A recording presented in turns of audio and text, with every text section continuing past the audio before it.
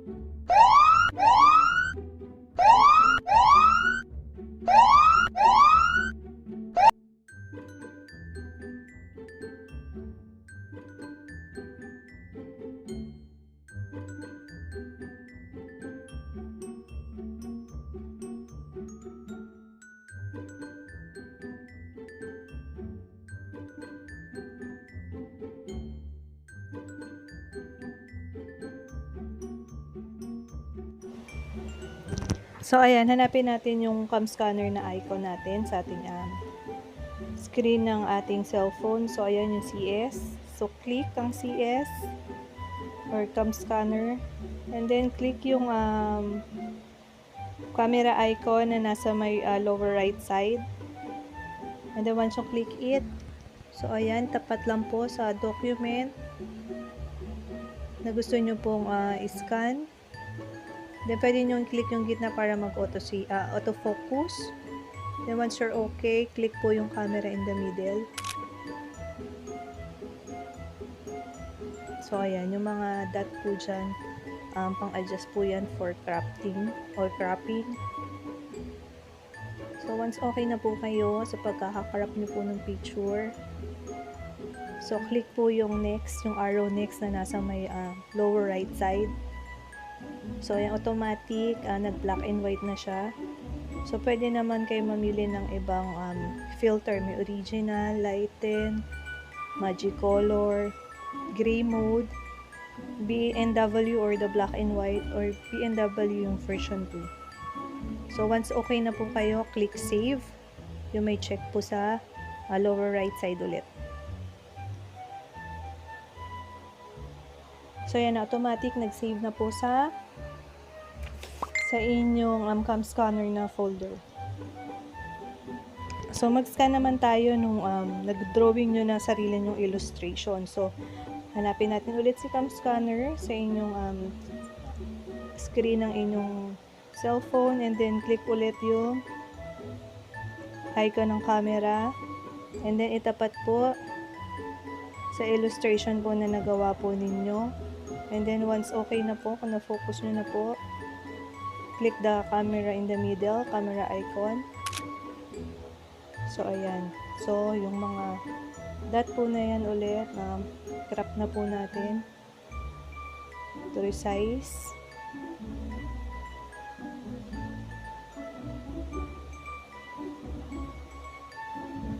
So, ayan. Once okay na po, click ulit yung arrow next. So, automatic yan na, nagka-black and white siya. So, kung gagamitin for module, and then needed dun is the black and white or the line na drawing lang. So, okay na po to. So, kung okay na ulit, click po yung uncheck or yung save na nasa lower right ulit. So, yan, automatic ulit. Nandun na siya nakasave sa Camscanner.